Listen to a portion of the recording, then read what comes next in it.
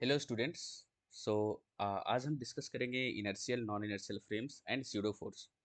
सबसे पहले हम समझते हैं इनर्शियल फ्रेम और नॉन इनर्शियल फ्रेम होता क्या है।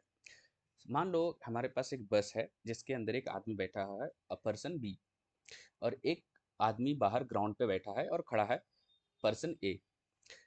ग्राउंड की वेलोसिटी जीरो है। जब भी हम ग्राउंड की बात करते हैं तो हम ये कंसिडर करते हैं कि ग्राउंड की वेलोसिटी, ग्राउंड की एक्सेलरेशन सब जीरो है। मतलब पर्सन ए जीरो वेलोसिटी और जीरो एक्सेलरेशन पे बैठा हुआ है। इवन इफ अगर वेलोसिटी जीरो नहीं भी हो तो कोई प्रॉब्लम नहीं है, बस एक्सेलरेशन जीरो होना चाहिए। सो एक्सेलरेशन ऑफ पर्सन ए जो है वो जीरो है।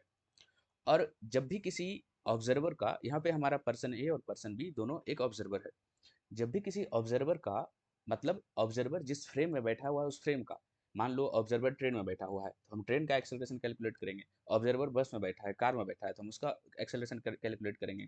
ऑब्जर्वर और फ्रेम ऑफ रेफरेंस दोनों को हम कनेक्टेड ही कंसिडर करते हैं। तो मान लो कोई ऑब्जर्वर किसी फ्रेम ऑफ रेफरेंस में बैठा है, जैसे ऑब्जर्वर एक ग्राउंड में बैठा हुआ है और ग्राउंड की एक्सेलरेशन जीरो है, तो हम इसको बोलेंगे इनर्शियल फ्रेम। Inertial frame. जब कोई फ्रेम इनर्शियल होता है तो या तो वो रेस्ट में होगा, इनर्शियल फ्रेम या तो रेस्ट में होगा या फिर कांस्टेंट वेलोसिटी में होगा। क्योंकि एक्सेलरेशन जीरो है तो वेलोसिटी कांस्टेंट होनी ही चाहिए। या तो रेस्ट में होगा या फिर कांस्टेंट वेलोसिटी में होगा। वहीं दूसरी तरफ जब हम नॉन इनर्शियल फ्रेम की बात करते हैं तो नॉन इनर्शियल फ्रेम वो फ्रेम है जो किसी एक्सेलरेशन से मूव कर रहा होता है। जैसे ये बस एक्सेलरेशन ए से मूव कर रहा है और इसके अंदर एक पर्सन बी बैठा हुआ है जो कि हमारा ऑब्जर्वर है। तो observer B is sitting inside bus and bus is moving with acceleration A. तो यहाँ पे जो हमारा एक्सेलरेशन है ये नॉन जीरो है। वेलोसिटी के बारे में हमें कोई इंफॉर्मेशन नहीं है। अगेन ये रेस्ट में भी हो सकता है, वेलोसिटी कांस्टेंट नहीं हो सकती, बट ये रेस्ट में हो सकता है, बट वेलोसिटी कांस्टेंट नहीं हो सकती है। Velocity, velocity not constant, not constant. और इस फ्रेम को हम बोलते हैं non inertial frame. Non inertial, non inertial frame. एक बार फिर से, जब कोई ऑब्जर्वर ऐसे फ्रेम में बैठा हो जिसकी एक्सेलरेशन जीरो है, मतलब ऑब्जर्वर की भी एक्सेलरेशन जीरो है, तो हम उसको बोलेंगे इनर्शियल फ्रेम ऑफ रेफरेंस। जैसे यहाँ पे हमारा observer A inertial frame of reference में बैठा है, इसकी एक्सेलरेशन जीरो है तो ये हमारा इनर्शियल फ्रेम है। वहीं ये ऑब्जर्वर बी बस के अंदर बैठा है और बस ए एक्सेलरेशन के साथ मूव कर रही है, तो हम इस ऑब्जर्वर बी को बोलेंगे कि ये नॉन इनर्शियल फ्रेम में बैठा है। नॉन इनर्शियल फ्रेम मतलब एक्सेलरेशन जीरो नहीं होना चाहिए, वेलोसिटी जीरो भी हो सकती है। ये पॉसिबल है कि किसी ऑब्जेक्ट का एक्सेलरेशन जीरो नहीं हो बट वेलोसिटी जीरो हो। जैसे आप किसी ऑब्जेक्ट को ऊपर की तरफ प्रोजेक्ट करोगे वर्टिकली तो हाईएस्ट पॉइंट पे इसकी एक्सेलरेशन जी होगी, 9.8 मीटर पर सेकेंड स्क्वायर, बट इसकी वेलोसिटी उस इंस्टेंट पे for a very small interval of time zero होगी।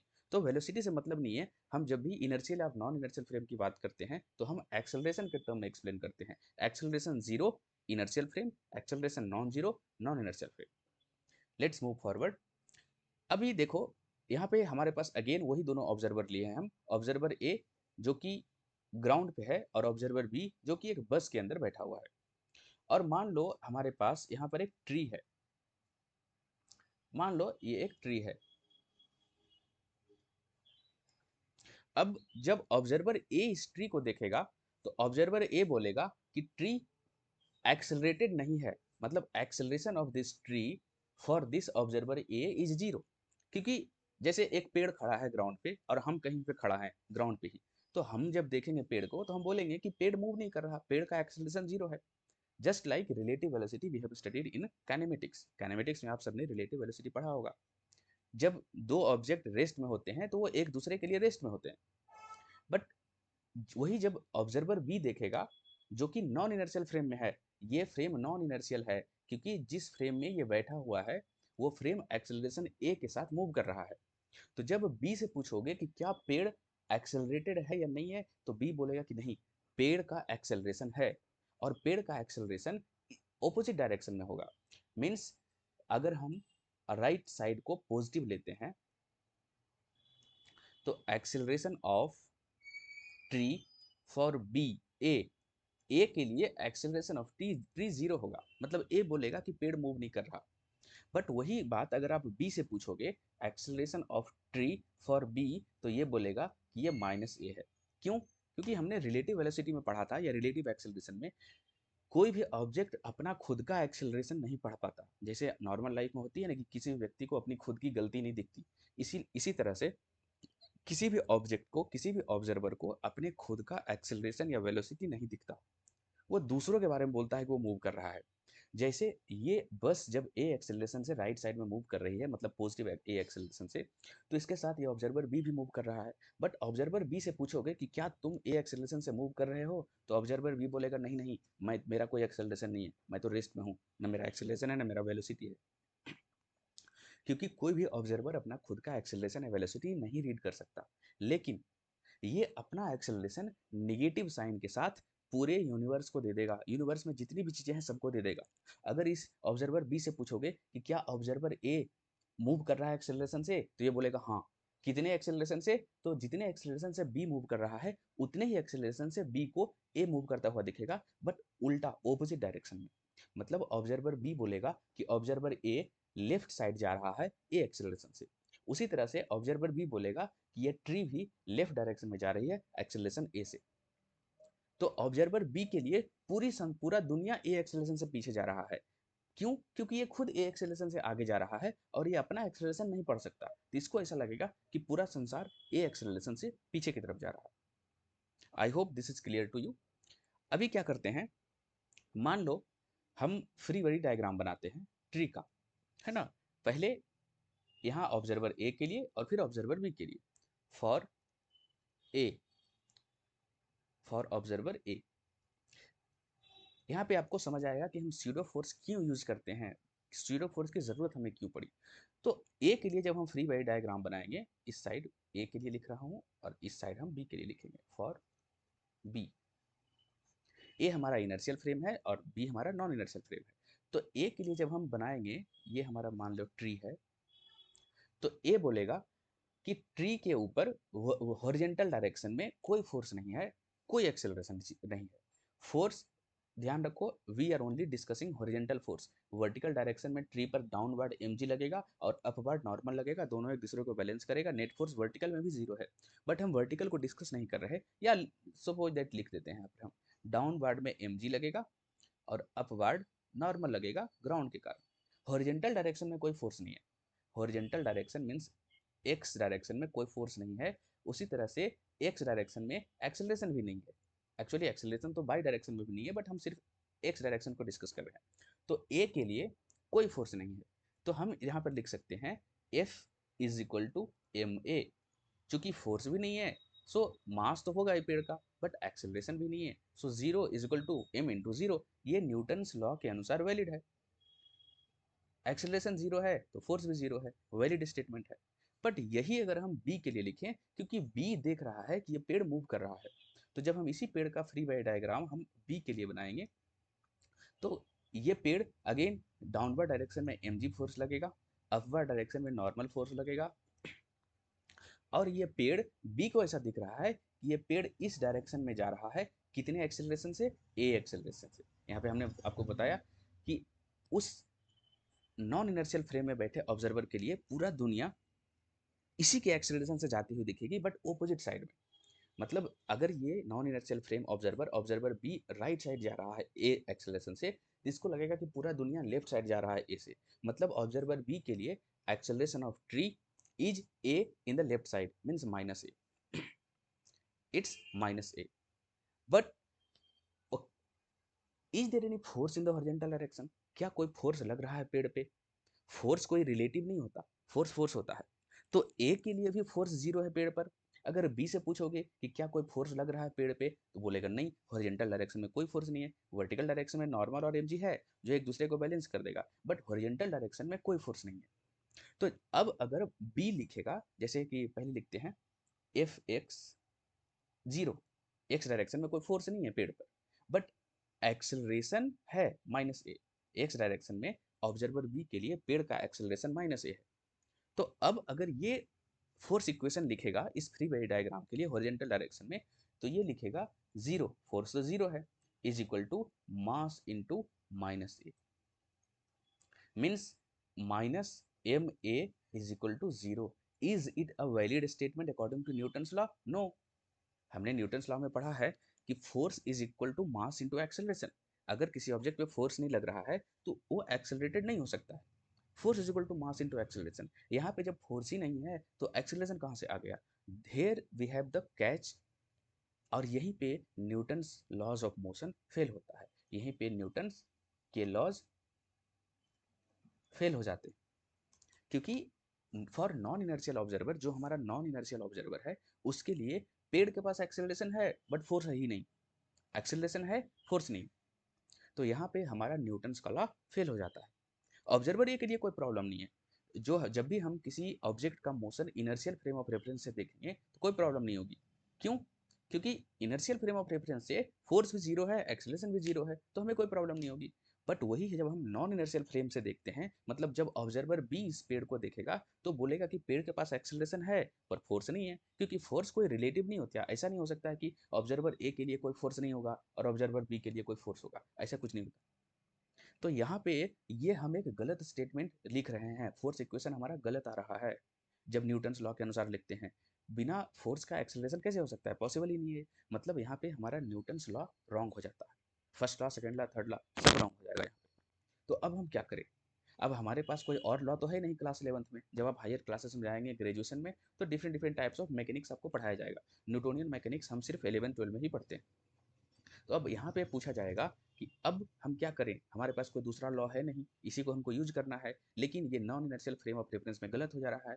तो हम यहाँ पे क्या करते हैं? न्यूटन्स लॉ में एक करेक्शन करते हैं। क्या करेक्शन करते हैं उसको देखते हैं। अब तो Newton's laws is invalid in non inertial frame of reference. Non inertial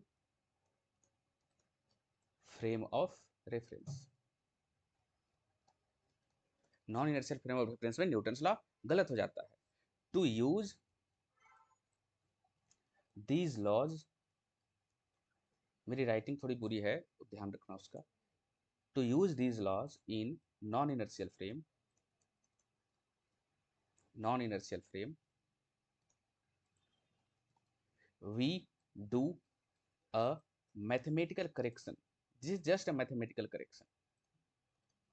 Mathematical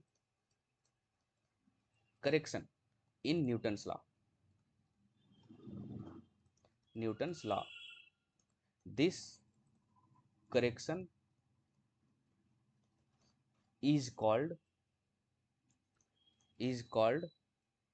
pseudo force.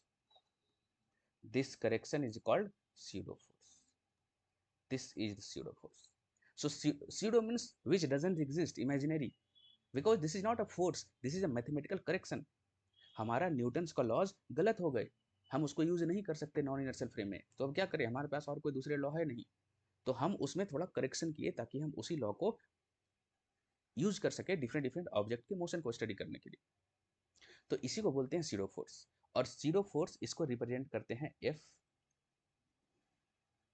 S से और समटाइम पी से भी। एफ पी और एफ एस दोनों से रिप्रेजेंट करते हैं। और एफ एस जीरो फोर्स जो होता है मास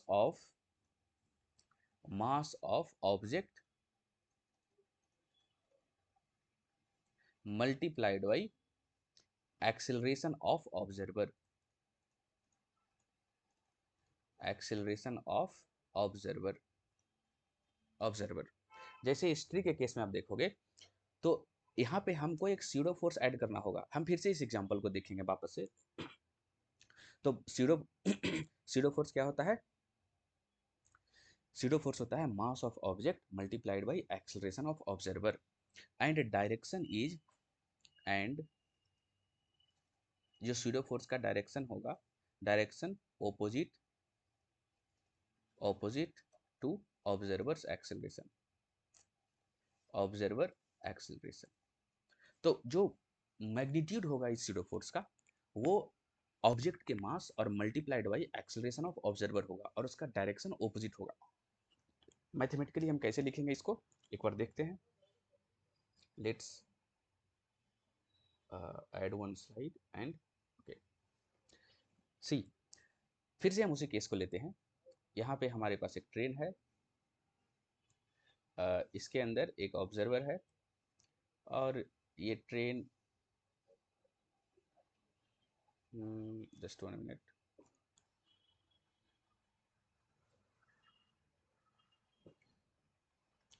और एक ट्री है हमारे लिए, यहाँ पे एक ट्री है। एक ये ऑब्जर्वर हमारा बी था और एक ऑब्जर्वर हमारा ग्राउंड पे खड़ा है जिसका नाम है ऑब्जर्वर ए। तो फॉर ए, फिर अब हम फिर से लिख रहे हैं उसी चीज को, फॉर ए जब हम ट्री का ये बनाएंगे free body diagram, so I am only talking about horizontal not vertical, acceleration 0, force 0। So very easily we can write, हम लिख सकते हैं 0 is equal to mass into 0, no issue. But वही चीज जब हम फोर्स ऑब्जर्वर बी के लिए लिखेंगे, फॉर बी, ऑब्जर्वर बी के लिए जब हम लिखेंगे तो ये हमारा ट्री है, इसका एक्सेलरेशन है बी के लिए, ये एक्सेलरेट हो रहा है ऑपोजिट डायरेक्शन में, तो इस डायरेक्शन में इसके पास एक्सेलरेशन है ए, और इस पे एक जीरो फोर्स लगेगा जिसका मैग्नीट्यूड होगा ऑब्जेक्ट के मास। यहाँ पे हमने अभी डिस्कस किया pseudo force is equal to magnitude of pseudo force mass of object into acceleration of observer. तो यहाँ पे ऑब्जर्वर का जो एक्सेलरेशन था ए था राइट डायरेक्शन में, और mass of the tree suppose that M है, तो यहाँ पे सीडो फोर्स जो हमारा होगा, pseudo force is equal to capital M mass of the tree multiplied by acceleration of the observer B का एक्सेलरेशन, बी हमारा ऑब्जर्वर है, नॉन इनर्शियल फ्रेम का ऑब्जर्वर, जिसके लिए हम सीडो फोर्स लिख रहे हैं, और डायरेक्शन ऑपोजिट होगा तो हम यहाँ एक निगेटिव साइन ऐड कर देंगे। कई बार लोग डायरेक्शन में कंफ्यूज हो जाते हैं, या तो डायरेक्शन आप नेगेटिव साइन के साथ लिखोगे या फिर मैनुअली लिखोगे। जैसे जब हम ट्री का डायरेक्शन लिखना चाहते हैं एक्सेलरेशन का, सीडो फोर्स का, तो हम यहाँ मैनुअली लिख रहे हैं लेफ्ट साइड में, तो अब हम यहाँ माइनस एम ए नहीं लिखेंगे, सिर्फ एम ए लिखेंगे। या तो डायरेक्शन मैथमेटिकली लिखिए तो F S equal to minus M A, या फिर जब हम यहाँ पे ऑलरेडी डायरेक्शन लेफ्ट साइड दे दिए तो माइनस खत्म हो जाएगा एम ए। सीडो फोर्स हमारा एम ए लग रहा है ट्री के ऊपर लेफ्ट साइड में। अब अगर हम इसका लिखेंगे न्यूटन लॉ के अनुसार, तो हम लिखेंगे net force in horizontal direction is M A is equal to mass of the tree M and acceleration is A. Left side में लिखे हैं, आप इसको नेगेटिव साइन के साथ लिख सकते हो क्योंकि फोर्स नेगेटिव डायरेक्शन में है, तो minus M A is equal to minus M A. Acceleration negative है क्योंकि लेफ्ट साइड की सारी चीज़ें हमने नेगेटिव लिया है और राइट साइड की सारी चीज़ें हमने पॉजिटिव लिया है, इस डायरेक्शन को हमने पॉजिटिव कंसीडर किया है। तो ये है स्यूडो फोर्स। जब भी हम किसी ऑब्जेक्ट के मोशन को non inertial frame of reference से स्टडी करते हैं तो न्यूटन्स लॉज ऑफ मोशन गलत हो जाता है। उस न्यूटन लॉज ऑफ मोशन को सही करने के लिए, क्योंकि हमारे पास और कोई लॉज नहीं है, तो उसी न्यूटन्स लॉ को हमें यूज करना है, और उसको सही करने के लिए हमें स्यूडो फोर्स ऐड करना होता है न्यूटन्स लॉज ऑफ मोशन में। इस स्यूडो फोर्स का मैग्नीट्यूड ऑब्जेक्ट के मास और ऑब्जर्वर के एक्सेलरेशन का प्रोडक्ट होगा, और जो इस फोर्स का डायरेक्शन होगा वो ऑब्जर्वर के एक्सेलरेशन का ऑपोजिट होगा। मुझे भरोसा है अब आप समझ गए होंगे। कुछ क्वेश्चंस करते हैं इससे रिलेटेड जिससे आपको और क्लैरिटी मिल जाए। यहाँ पे एक बस है जो कि इस डायरेक्शन में ए एक्सेलरेशन से जा रही है, एक्सेलरेशन ए के साथ ये बस जा रही है।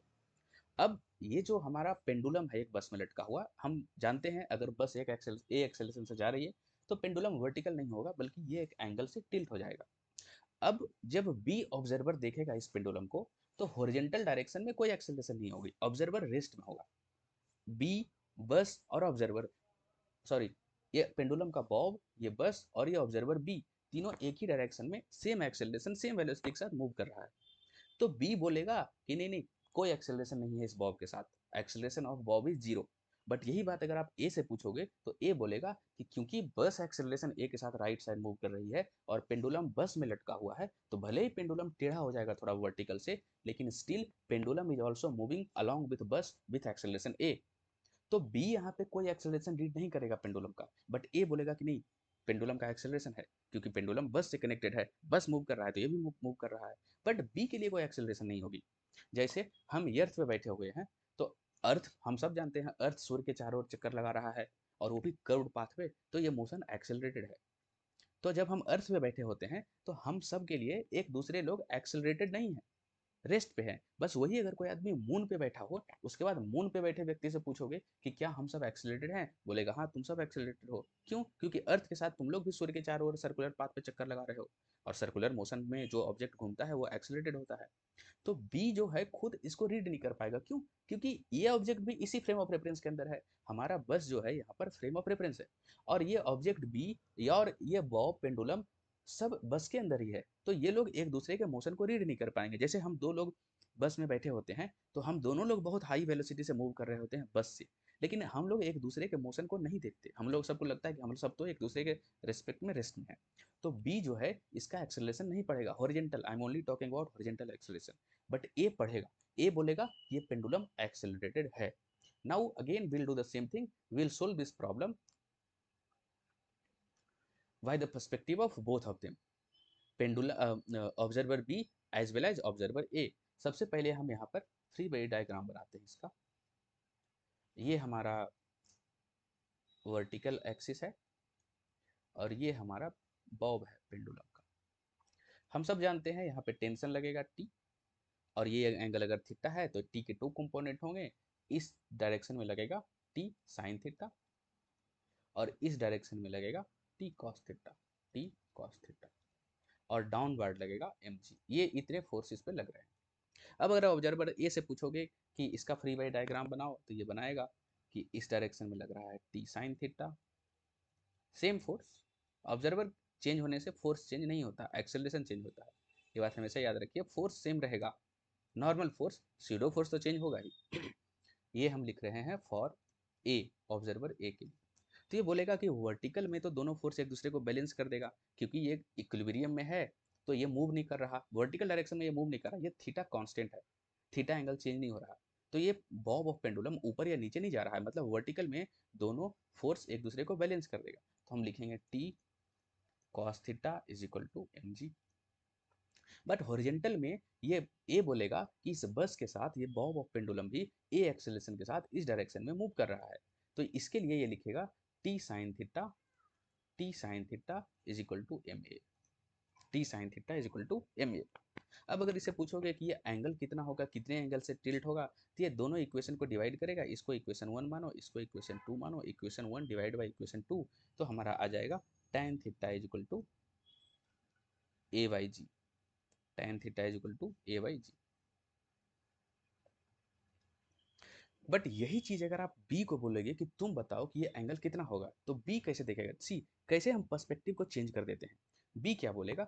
बी बोलेगा कि ये हमारा पेंडुलम है, इसके ऊपर राइट डायरेक्शन में एक फोर्स लग रहा है जो कि है T sine theta, same force same रहेगा, चेंज नहीं हुआ। ऊपर की तरफ लग रहा है टी कॉस थीटा, एंड नीचे की तरफ लग रहा है एम जी। दिस हम सब we are writing for B. But ये बोलेगा इसका एक्सेलरेशन जीरो है। क्यों? क्योंकि बी भी उसी फ्रेम में, बॉब भी उसी फ्रेम में, तो बी बॉब का एक्सेलरेशन पढ़ ही नहीं पाएगा। सो बी बोलेगा कि इस बॉब का एक्सेलरेशन नहीं है, बॉब रेस्ट में है। ये इवन ये बोलेगा मूव भी नहीं कर रहा बॉब, सो एक्सेलरेशन नहीं है। अब ये अगर वर्टिकल में लिखेगा तो कोई प्रॉब्लम नहीं, वर्टिकल में इसके लिए भी यही है, T cos theta is equal to M जी।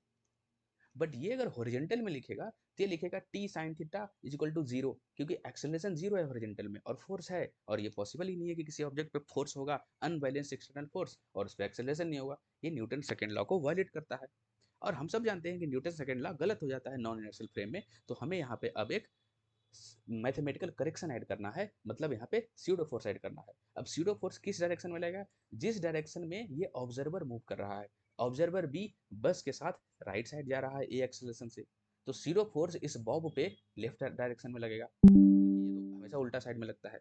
और इससे जो स्यूडो फोर्स लगेगा उसका value magnitude mass of the Bob, suppose that mass of the Bob हम m लिए हर जगह, तो m, और एक्सेलरेशन ऑफ द ऑब्जर्वर ए, तो इस डायरेक्शन में लगेगा ए।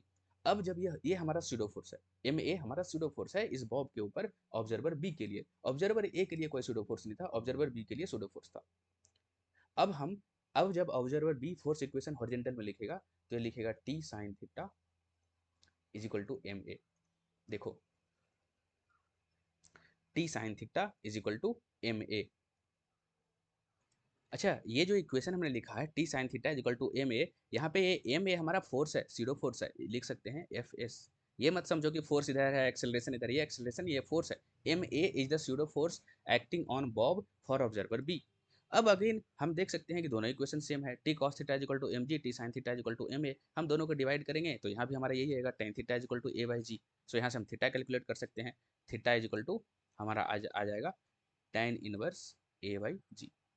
और अगर हम थीटा की वैल्यू रखेंगे दोनों में से किसी भी इक्वेशन में, तो हम वहां से टेंशन भी फाइंड कर सकते हैं। सो सी सिर्फ पर्सपेक्टिव का डिफरेंस है। ऑब्जर्वर ए जो इनर्शियल फ्रेम में है वो बोल रहा है कि बॉब एक्सेलरेट कर रहा है हॉरिजॉन्टल डायरेक्शन में, जो टेंशन का कंपोनेंट है ये टी साइन थीटा, इसके कारण बॉब एक्सेलरेट कर रहा है। पर बी बोलेगा कि नहीं नहीं, बॉब एक्सेलरेट नहीं कर रहा है, लेकिन इस बॉब पे एक सीरो फोर्स लग रहा है लेफ्ट डायरेक्शन में, जो टेंशन के horizontal component T sine theta को बैलेंस कर रहा है। इस टी साइन थीटा को एम ए फोर्स बैलेंस कर रहा है। जबकि ऑब्जर्वर ए बोलेगा कि ये टी साइन थीटा ए एक्सेलरेशन के साथ इस बॉब को राइट डायरेक्शन में खींच रहा है। तो दोनों सेम बात बोल रहा है, लेकिन दोनों का वे ऑफ एक्सप्रेशन अलग है, पर्सपेक्टिव अलग है। एक एक्सेलरेशन पढ़ रहा है, एक सीडो फोर्स पढ़ रहा है। अब यहाँ पे आपके मन में एक क्वेश्चन आएगा कि जब सेम ही आंसर हम ला रहे हैं, सेम ही चीज है, तो फिर हम क्यों फालतू का non inertial frame, SIDO force in सब में जा रहे हैं, क्यों हम अपनी चीजों को कॉम्प्लिकेटेड कर रहे हैं? क्योंकि किसी भी ऑब्जेक्ट के मोशन को स्टडी करने के लिए हम कोई ना कोई इनर्शियल फ्रेम ऑफ रेफरेंस तो ढूंढ ही लेंगे। जैसे यहाँ पे हमको इस बॉब के टेंशन और थीटा कैलकुलेट करना है, तो हम क्यों इस ऑब्जर्वर को लेंगे, हम ए ऑब्जर्वर से ही सोल्व करेंगे। क्यों फालतू का हम SIDO force non SIDO force SIDO force में, नॉन इनर्शियल फ्रेम में क्यों अपनी चीज़ों को कॉम्प्लिकेट कर रहे हैं? तो हम इसलिए सीडो फोर्स और non inertial frame of reference को पढ़ रहे हैं, क्योंकि कई बार क्वेश्चन जो होंगे ना वो ऐसे होंगे कि इनर्शियल फ्रेम ऑफ रेफरेंस से सोल्व करना बहुत टफ होगा। क्यों टफ होगा? क्योंकि हम सब जानते हैं relative velocity, relative acceleration tough है डील करना। तो हम उसके लिए कोई ऐसा सुटेबल फ्रेम ऑफ रेफरेंस चुनते हैं जहां से प्रॉब्लम को सोल्व करना बहुत ईजी हो। और वो फ्रेम ऑफ रेफरेंस कई बार non inertial frame of reference होता है। इसीलिए हम non inertial frame of reference और सीडो फोर्स के बारे में पढ़ रहे हैं, ताकि हम प्रॉब्लम को इजीली सोल्व कर सके। मैं एक एग्जांपल दिखाऊंगा आपको कि कैसे इनर्शियल फ्रेम ऑफ रेफरेंस से non inertial frame of reference कितना बढ़िया है और आसान है प्रॉब्लम को सोल्व करने में।